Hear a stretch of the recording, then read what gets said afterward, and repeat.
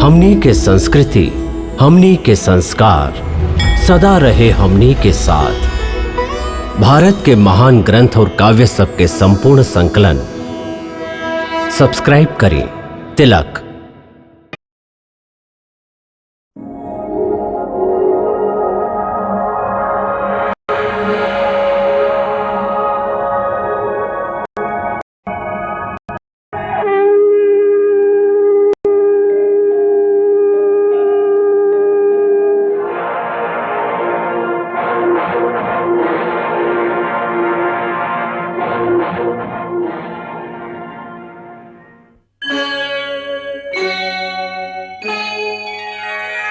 कृष्णा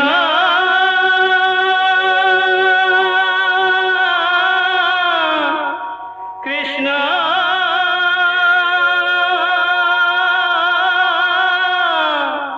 हरे कृष्णा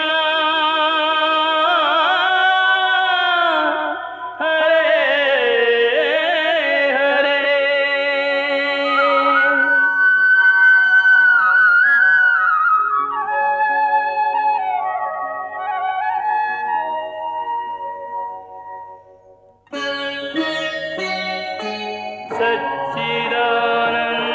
सच्चिदानन्दरूपाय विश्वोत्पत्त्यादिहेतवे तापत्रयविनाशाय श्रीकृष्णाय वयं नमः।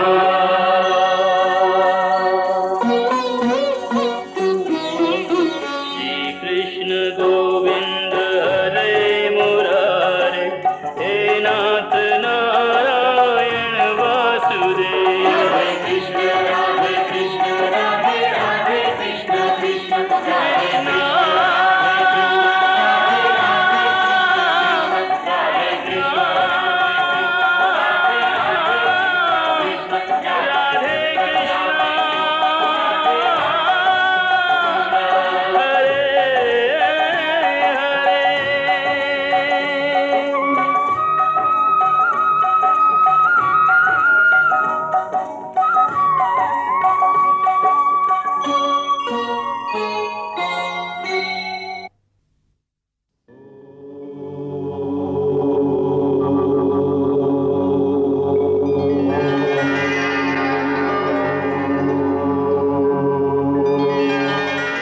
श्री कृष्ण और बलराम के विदेह यात्रा के विद्या सिखावत गुरु संदीप ने उनका हिमालय पर्वत के मध्य श्री बद्रीनाथ धाम तक ले गईलन।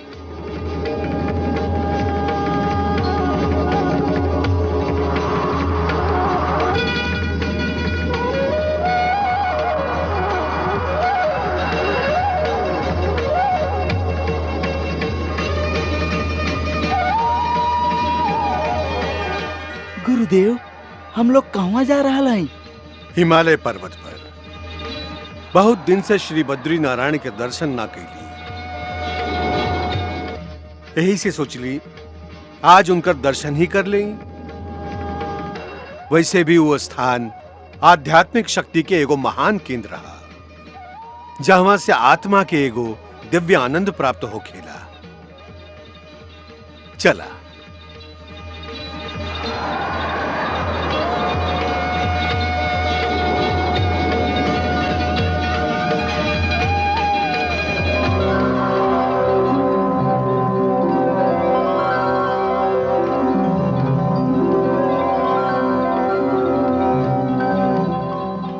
उहुआ वो लोगन सभे देवता के संगे मिलके बद्री विशाल की स्तुति कैलन।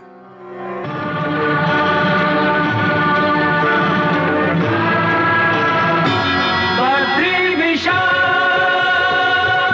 बद्री विशाल, यहाँ स्वयं विराजे नारायण। जय बद्री विशाल, जय नारायण श्री नारायण। जय बद्री विशाल।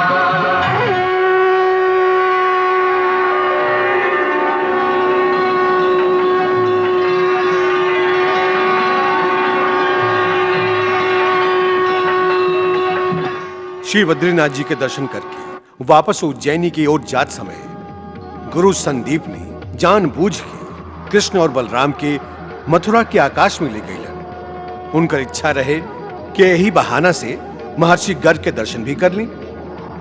अरे ई त अपन गोकुल गांव हो।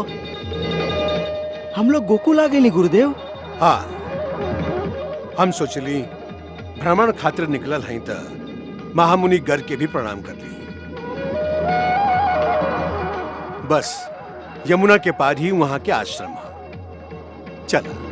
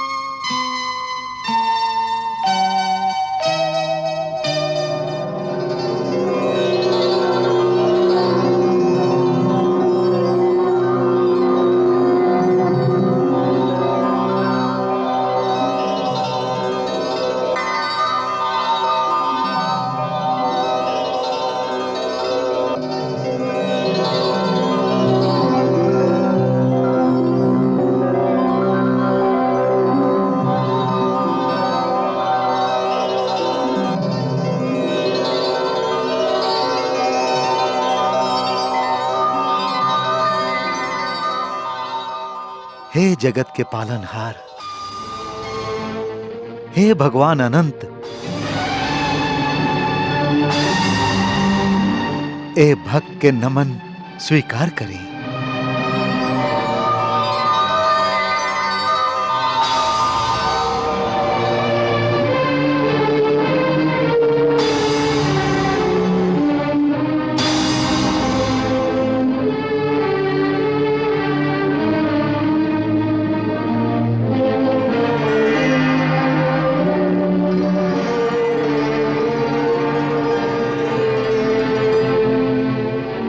आपके ऐसा ना कारण दया से हम धन्य हो गईली प्रभु, हम धन्य हो गईली।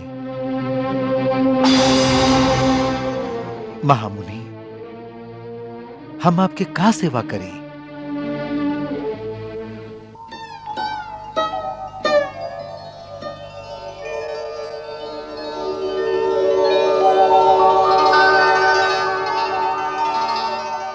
हे पूज्यवर, ऐसन कह के आप हमके लज्जित मत करी। आप तो हमार इष्ट देव भगवान भोलेनाथ के परम शिष्य हैं। ऐसे आपकी सेवा के कर्तव्य तो हमार हा। हम तो हिमा आपके धन्यवाद करे खातिर आयल रही कि आप ऐसन दोगो परम विभूति के हमार आश्रम में भेजली जे सगरे 64 विद्या के खाली 64 दिन में पूरा तरह ग्रहण करके हमार विद्या के पूरा भंडार खाली कर देहलन। ए धरती पर आज तक कौनो आचार्य के ऐसन तेज बुद्धि वाला शिष्य पावे के सौभाग्य प्राप्त ना भइल हुई। बाकी यहाँ आके हमके ये ज्ञान भइल कि इतना दिन तक हम तो इनका अज्ञान के चक्षु से ही देखत रहली। इतना दिन हम तो ब्रह्मवश इनका दैव पुरुष या दिव्य आत्मा ही समझत रहली कि जिनका में विद्या ग्रहण करे के इतना प्रचंड शक्ति है। बाकी यहाँ आके जे दृश्य हम देखली तो हमके पता चलल कि कोनो दिव्य आत्मा ना स्वयं सर्वशक्तिमान भगवान है।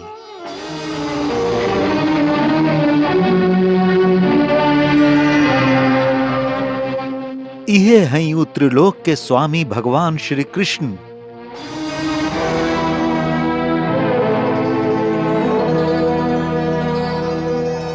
और ई तीनों लोक के अपना फन पर धारण करे वाला स्वयं भगवान अनंत हैं।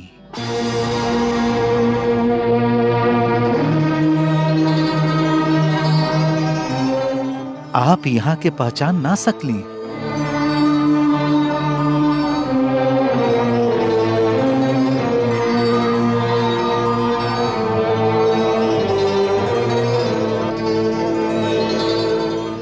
हमार मंद बुद्धि की ही प्रमाण है कि हमरा सामने स्वयं त्रिलोकीनाथ विद्यमान रही और हम अपन विद्या के अहंकार में घेराइल स्वयं विद्यापति के विद्या सिखावे के मूर्खता करत रहली। ना, एकर कारण आपके मंद बुद्धि ना, बल्कि एकर कारण स्वयं इन्हीं के माया है। यहां सामने ही बैठल होके तब वो आपन माया के पर्दा ए तरह बीच में डाल दे बेले कि केहू भी प्राणी आपन शक्ति से यहां के तब तक ना पहचान सकेला जब तक वहां स्वयं आपन पहचान न करा देवे।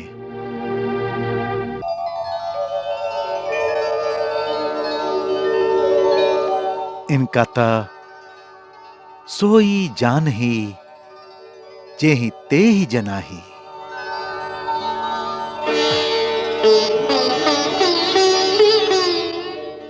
आप समझत हैं कि आज आप यहाँ आपन इच्छा से आए नहीं ना महामुनि, ई भी यहाँ के असीम कृपा ही है जे आपके मन में यहाँ आवे के संकल्प यहाँ के डाल दिली।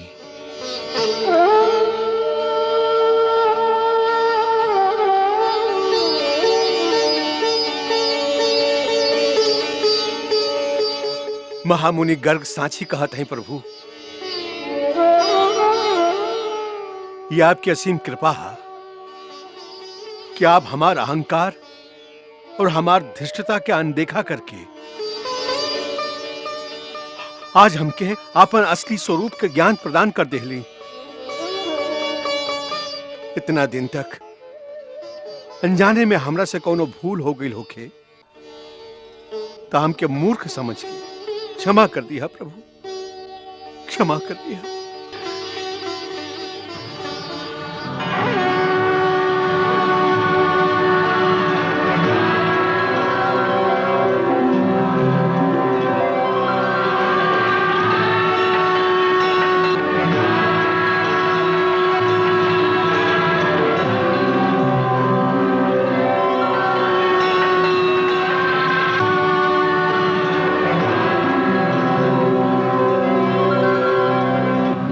हे जगदीश्वर, हे त्रिलोकीनाथ, हमरे भूल के क्षमा करी, क्षमा करी है प्रभु। अहंकार वश जे हम धृष्टता कैले हैं, वो माया के भ्रम में आके कैले हैं। आप दया के सागर हैं, हमार सगरे भूल के क्षमा करी प्रभु। हमके आपन श्री चरण में शरण दी प्रभु, हमके माया के बंधन से मुक्त कर दी प्रभु। महामुनि संदीपनी, हम जानत हैं कि जे कुछ भइल और जे कुछ हो रहल है एहमे आपके कौनो दोष नहीं खे। ई सब हमार माया के प्रभाव से और हमारी इच्छा से ही हो रहा है। हम आपके कर्म निष्ठा से अति प्रसन्न हैं। आपके निष्ठा और भगवान शिव में जो आपके श्रद्धा है ओकर प्रभाव से आप हमार माया से मुक्त हो जाए। बाकी अब ओह में थोड़ी का समय लगी, काहे कि आपके अंदर अबहीं तक कुछ तृष्णा, कुछ आकांक्षा बचल है। महामुनि संदीपनी, हम जानत हैं कि जे कुछ भइल और जे कुछ हो रहल है एहमे आपके कौनो दोष नहीं खे। ई सब हमार माया के प्रभाव से और हमारी इच्छा से ही हो रहल है। हम आपके कर्म निष्ठा से अति प्रसन्न हैं। आपके निष्ठा और भगवान शिव में जो आपके श्रद्धा है ओकर प्रभाव से आप हमार माया से मुक्त हो जाइए। बाकी अबही ओह में थोड़ी का समय लगी, काहे कि आपके अंदर अबही तक कुछ तृष्णा, कुछ आकांक्षा बचल है। आपके पूर्व कर्म के अनुसार कुछ सुख दुख के भोग भी बचल है।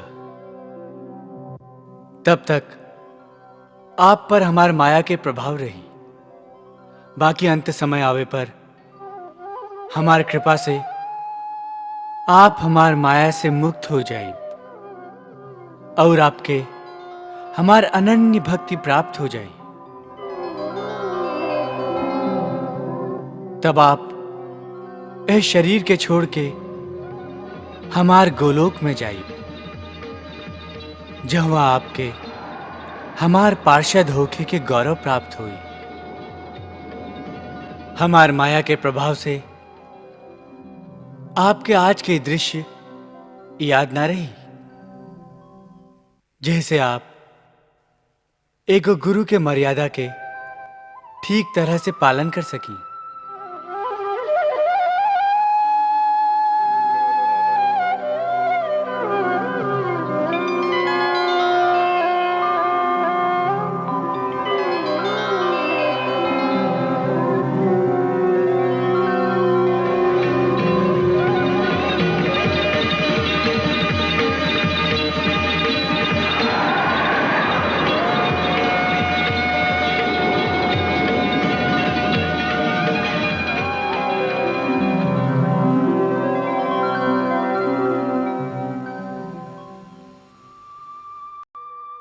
आज के शिक्षा भी पूरा हो गई।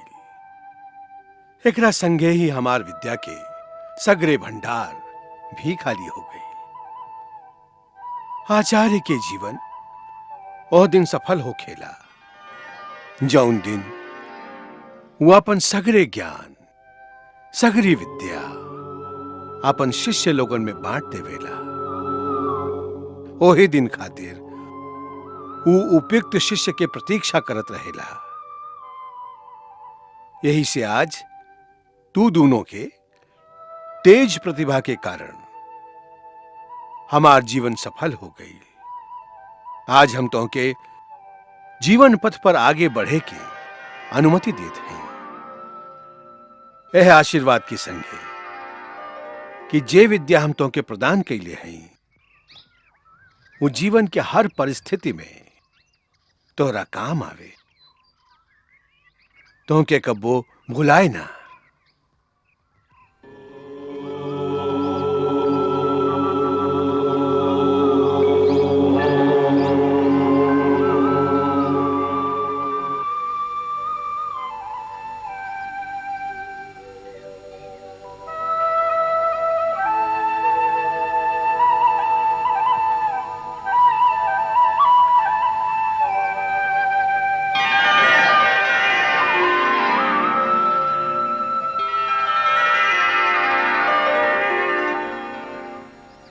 आज गुरुदेव तो के देश देशांतर के भ्रमण करेलन। हाँ, बहुत दूर तक गई रही। अच्छा, हाँ, और तुहार गांव के ऊपर से भी गई रही। हमार गांव के ऊपर से? सच? हाँ, और तुहार माई के भी दर्शन कैली। माई के दर्शन कैला? हाँ। ना ना, तू झूठ बोला तारा। तू हमार माई के कैसे पहचान लेला? तू तो उनका देखले भी नहीं का। बाकी तुमसे उनकर बात तो सुन ले हैं। उनकर नाक के बाएं तरफ एगो काला तिल बा। बाकी ना, हाँ, उनकर नाक दोनों ओरी से छेदाइल बा। बाकी ना, हाँ हाँ, उनकर बाल आधा करिया आधा सफेद घुंघराला बा। हाँ हाँ, और उनकर बायां हाथ पर एगो घाव के निशान है। हाँ, एक बार गाय काट ले रहे। उहे है हमार माई। का करत रहली? उहे दही बिलो के माखन निकालत रहली। माखन? माखन निकालत रहली? और हम तोहरा खातिर उनकर माखन भी चुरा के ले ले हैं। माखन लेके आयल बड़ा? हाँ। कहाँ? दिखावा ना। देखावा ना, देखावा, देखावा ना। दिखावत हई। जय महामाया।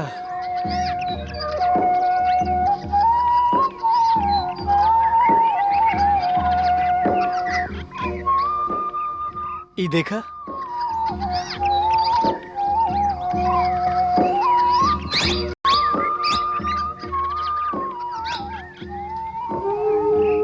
अरे ये माई के कटोरा है, बहुत साल से संभाल के रख ले हैं। वाह मित्र, तू तो कमाल ही कर दिला। आज कितना समय के बाद माई के हाथ के माखन खाए के मिली। अरे सुदामा, पूरा माखन अकेले ही खइबा? ना ना, एकर 3 गो हिस्सा करत है ना। ला पकड़ा, हम पत्ता लेके आवत हैं।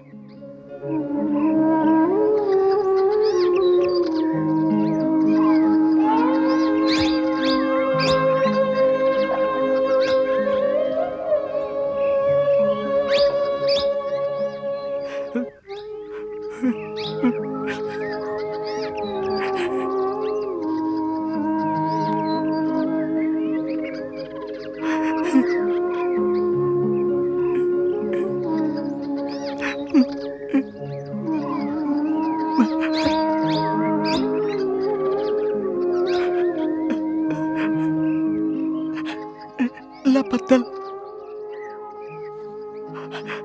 अरे सुदामा, का भइल? रोवत आ रखा है? हम सोचत हई कि हमके तोहरा जैसन मित्र कहवा मिली। अरे जब तक हम हई तब तक कौनो और मित्र के का जरूरत है? तोहार शिक्षा समाप्त हो गेल है, तू चल जीबा, फिर हम अकेले रह जाई। हमार तो और केहू मित्र भी नहीं खे।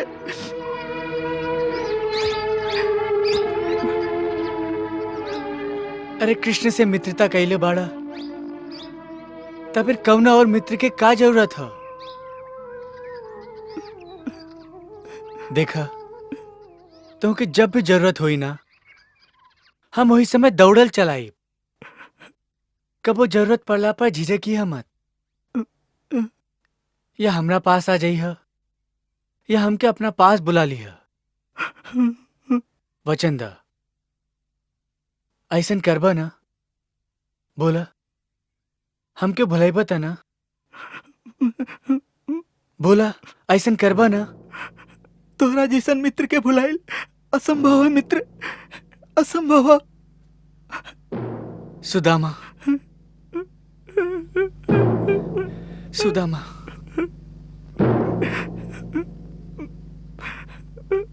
सुदामा। अरे सुदामा, का भइल? रोवत आ रखा है? हम सोचत हई कि हमके तोहरा जैसन मित्र कहवा मिली। अरे जब तक हम हई तब तक कौनो और मित्र के का जरूरत है? तोहार शिक्षा समाप्त हो गेल है, तू चल जीबा, फिर हम अकेले रह जाई। हमार तो और केहू मित्र भी नहीं खे।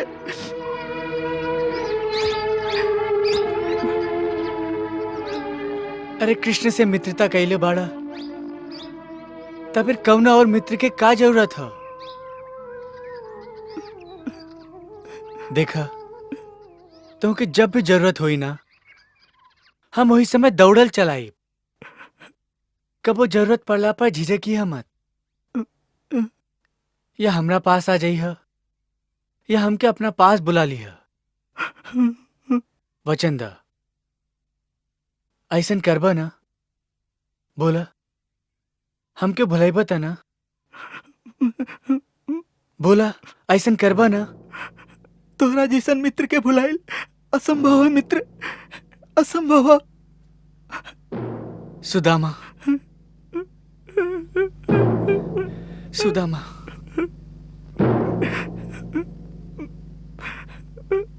सुदामा।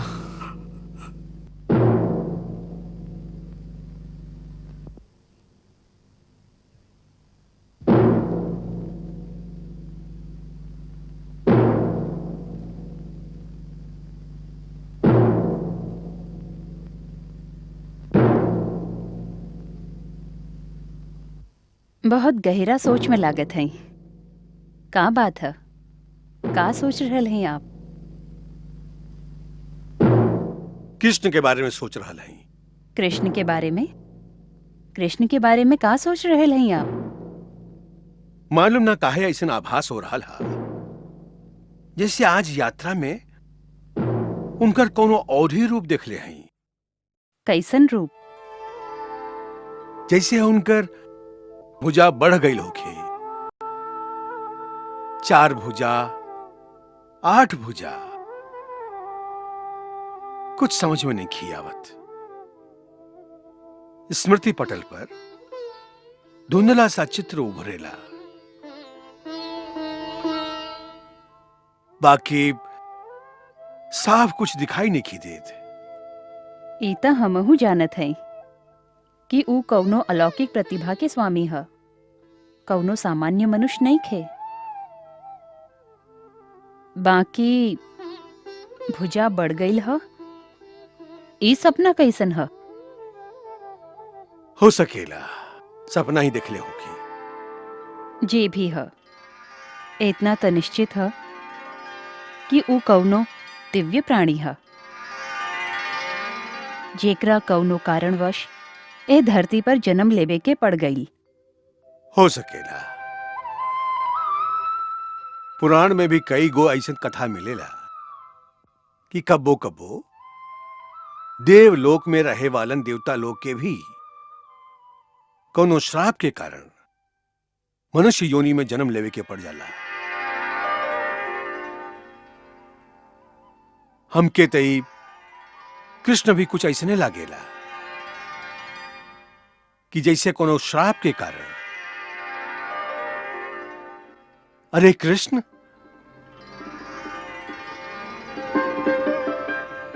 आवा कृष्ण, आवा बलराम।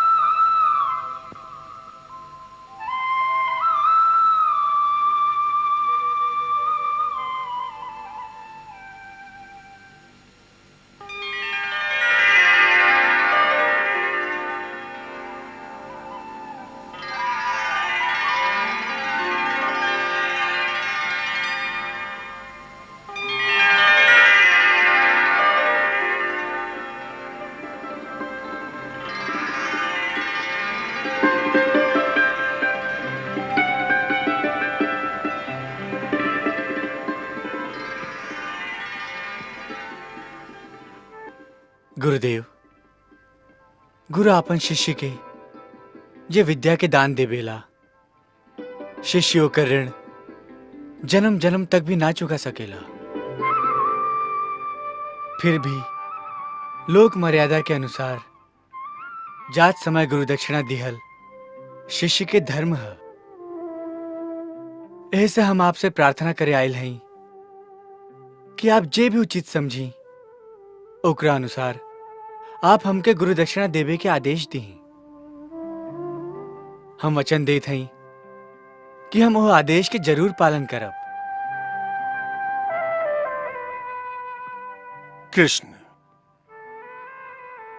तू हमरा से ही पूछ के आपन शिष्य धर्म के ठीक ही पालन कैले बाड़ा। बाकी हमारा ऐसन मत था कि जे गुरु कोनो दक्षिणा के लालच में विद्या प्रदान करेला, असल में वो गुरु कहलावे के अधिकारी नहीं खे। वो तो एगो निम्न कोटि के व्यापारी है। ऐसन गुरु के शिक्षा में ब्रह्म ज्ञान के तेज कैसे हो सकेला? फिर भी तो के आचार्य ऋण के भार से मुक्त करे खातिर हम तो से गुरु दक्षिणा के रूप में एगो वचन मांगत हैं। आज्ञा गुरुदेव। हमके वचन दा, जे विद्या हम तो के सिखौले हैं ओकर जन कल्याण खातिर सदुपयोग करबा, और जे शक्ति तो के प्रदान कैले हैं ओकर उपयोग केहू के पीड़ा देवे खातिर दुख देवे खातिर या केहू के संगे अन्याय करे खातिर ना करबा। हाँ, बल्कि उनका उपयोग कोनो दुखी और अन्याय से पीड़ित प्राणी के सहायता खातिर अवश्य करबा। जहां कोनो आताताई के, कोनो अत्याचारी के देखबा तो ओकर नाश करे खातिर ओ शक्तियन के प्रयोग अवश्य करबा। हमके वचन दा, बस हमारी यह गुरु दक्षिणा।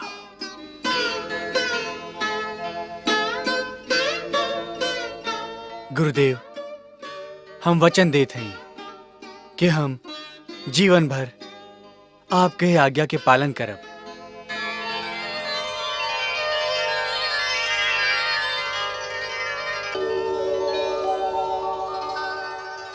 इतना दिन आप हमके आपन ममता के अचरा के छाया में आश्रय दिली, इतना स्नेह दिली कि हम आपन घर के भुला गईली।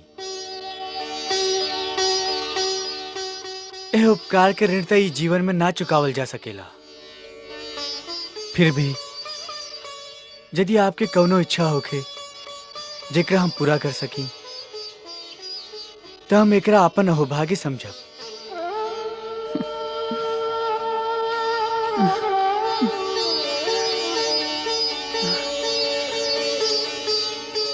हमार इच्छा तू पूरा ना कर सकबा, ऐसे मत पूछा हमरा से। ना माई, ऐसन कौनो इच्छा नहीं खे जेकरा हम ना पूरा कर सकी। हम वचन देत हई कि यदि हमके आपन प्राण भी देवे के पड़ जाए तबो हम आपके इच्छा जरूर पूरा करब। ऐसे कहीं का इच्छा बा आपके?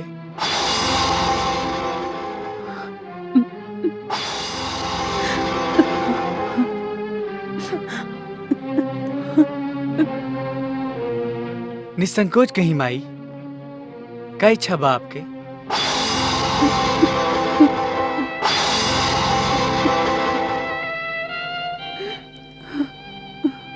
कहीं माई, कहीं गुरुमाता, कहीं कहीं गुरुमाता, कहीं माई, कहीं ना। का पूछे तारा हमरा से? हमारी इच्छा केहू पूरा न कर सकेला,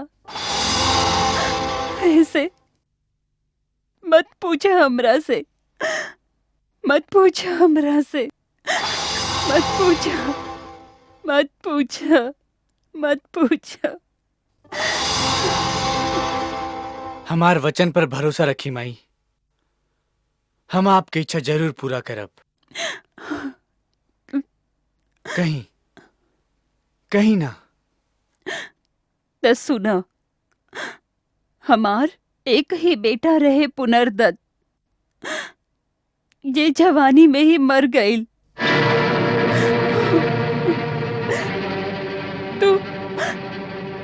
तू हमार बेटा के वापस लाके दे सकेला?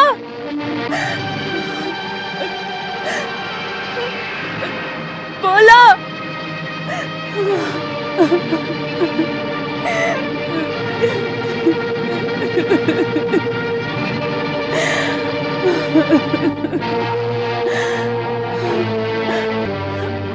हम जानत रही कि तू हमार इच्छा पूरा ना कर सकबा, ऐसे झूठा वचन काहे देता रह? जा जा, हम तो के वचन से मुक्त करत हई। हम तो के वचन से मुक्त करत हई।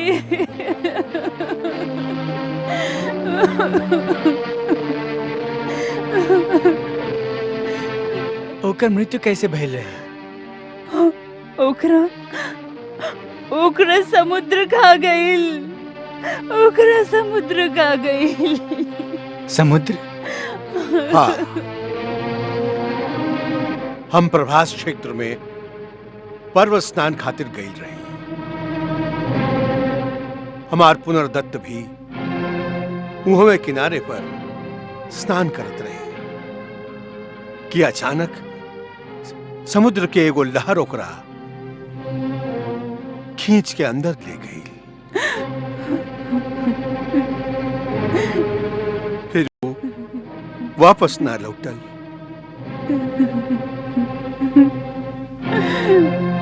बस तबे से हम दोनों पुत्र शोक की ज्वाला में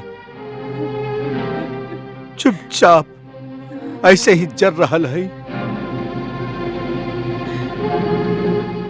हमार तो कुल ही नष्ट हो गई।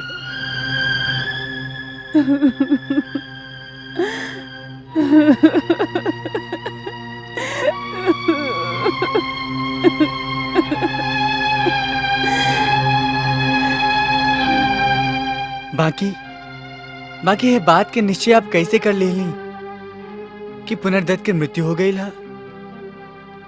जेकरा समुद्र खा जाई फिर काऊ जीवित रही?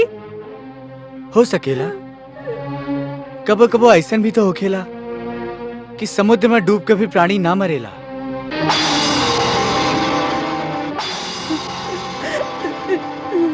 बेहोशी के हालत में लहर में बहत बहत वो कौनो दूसर किनारा पर पहुंच जाला। हो सकेला यही तरह आपके बेटा भी कौनो दूसर देश में पहुंच गई होके। हमहू बरिसन तक यह भुलावा में रही, बाकी हम माई है ना। अपन बेटा के मृत्यु पर विश्वास कईल बहुत कठिन होकेला, बहुत कठिन होकेला। बाकी अब हम निराश हो चुकल है, निराश हो चुकल है। आप अभी निराश मत हुई माई। हमके विश्वास है कि आपके बेटा मिल जाए। एह बात में का रखल है? तोहरा जैसन ढाढ़स देवे वाला एह तरह हर तरह के आशा बंधावे वाला तो बहुत मिललन। बाकी अभी तक हमके ऐसन केहू ना मिलल ये हमार बेटा के लौटा के ला सके। हमार बेटा के लौटा के ला सके।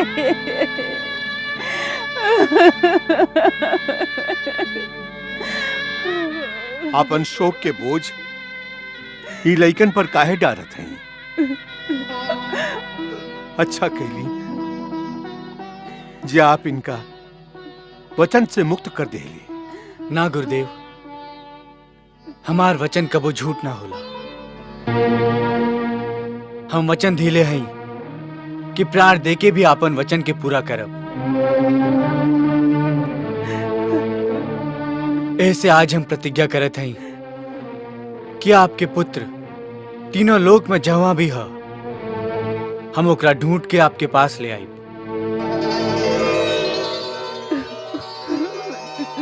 और तबे हम अपना आपके आचार्य ऋण और गुरु दक्षिणा के उत्तरदायित्व से मुक्त समझब। जब तक हम आपके पुत्र के वापस ना ले आईब तब तक हम अपन घरे ना जाइब।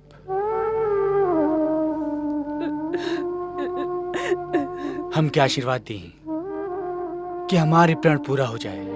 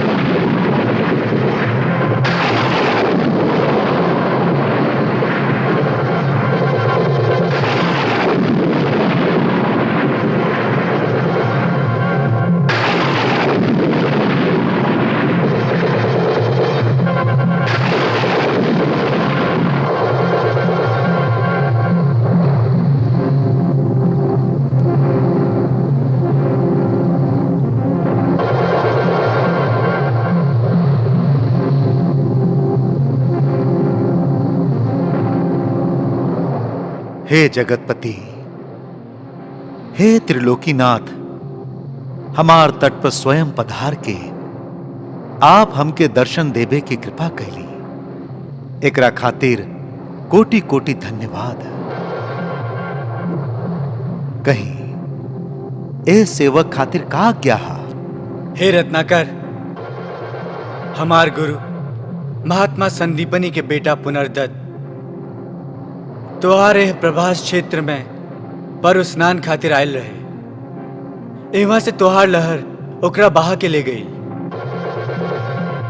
हमार आज्ञा है कि पुनर्दत्त जहवा भी है ओकरा तुरंत लाके हमके वापस कर दो। प्रभु, पुनर्दत्त हमरा पास नहीं खे। तब फिर कहवा है?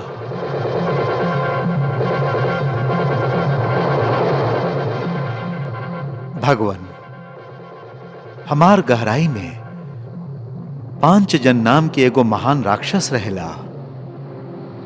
ये उहे महादैत्य के काम हो सकेला, काहे कि वो हमेशा तट पर स्नान करे वालन के खींच के समुद्र में ले जाला और उनका खा जाला। पुनर्दत्त के भी वह खा गई हुई।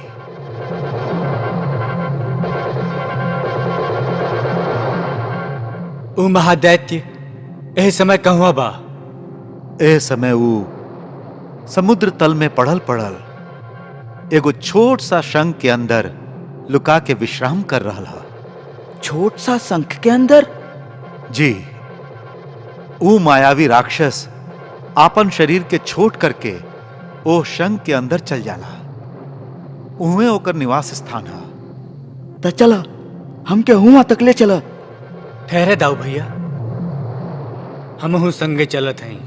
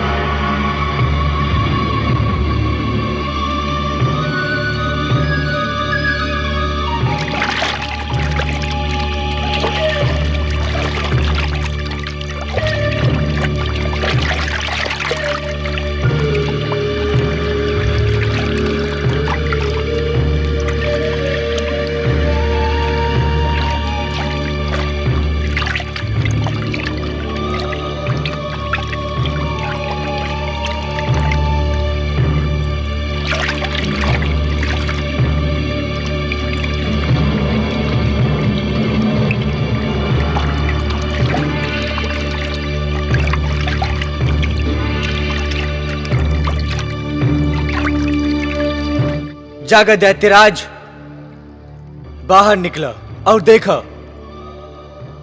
तो हर काल तुमसे मिले आयल है।